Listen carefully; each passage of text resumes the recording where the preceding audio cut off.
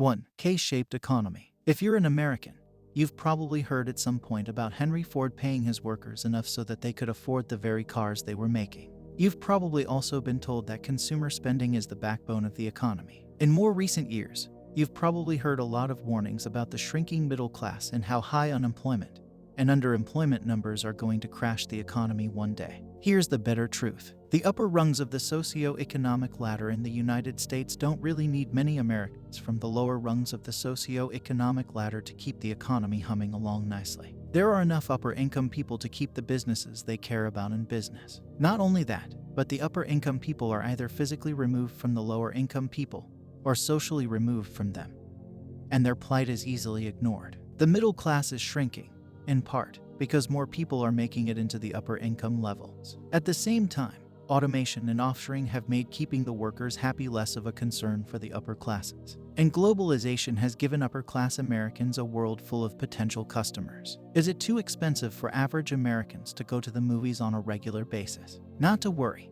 there are billions of other potential moviegoers in the world who will pick up the slack. How important is the international box office to Hollywood? Think about the experiences of people in your social circle during this pandemic. Chances are, if most of the people in your social circle are from the lower income brackets, this pandemic has had a major negative impact on them. They may have lost their jobs or struggled to take care of their children while public schools have been closed. But chances are, if the people in your social circle are from the upper income brackets, they were able to easily transition to working from home and having what they need to be delivered to them. Their children already had everything they needed for e-learning, including the tech, the quiet place in the house, the high-speed internet, and the adult at home who would make sure they were logging on to their classes. Your rich friends probably made more money, or at least saved more money, due to the pandemic. They also probably enjoyed the additional time with their families. Their only inconvenience was having to wear a mask when they went out in public.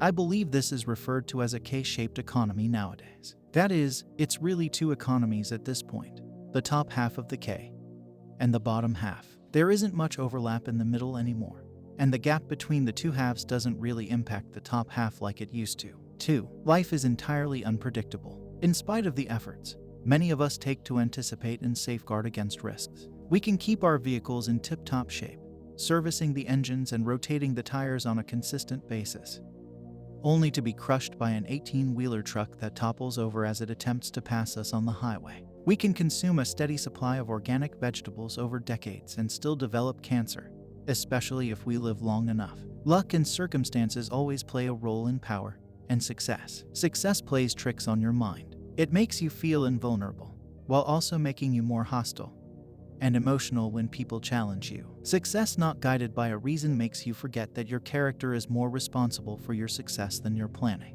The moment of victory is often the moment of greatest danger. In the heat of victory, arrogance and overconfidence can push you past the goal you have aimed for, and you make more enemies than you defeat. While everyone strives for good luck and fortune, good luck is more dangerous than bad luck. Bad luck teaches you patience, timing, and the need to be prepared for the worst. Good luck misleads you into the opposite. In victory, learn where to stop. 3. Ultimate truth. The truth is what the mind ultimately is seeking consciously or unconsciously, and each experiment every person is doing is towards ignorance. Truth does not understand pleasure or pain. Truth does not know right or wrong. The truth is beyond desire, and so we can experience it only by transcending these steps. But we don't hear about so many others who are still walking on the right path, spreading love. They spend life giving what all they can. They are honest and dedicated and have one mission for the welfare of humanity in some form they can do. They may be able to live in the best condition physically, but their goal is different when their mind is full of divine thoughts and thus following divine action to serve humanity in the best possible way they can. Truth is neither white nor black, but are you ready for that? Not necessary to know, but if you try to follow a value-based life and try to follow the right principles with minimum ego, and if you try to not think or do anything which may hurt another, you could follow a path that would be towards the right path.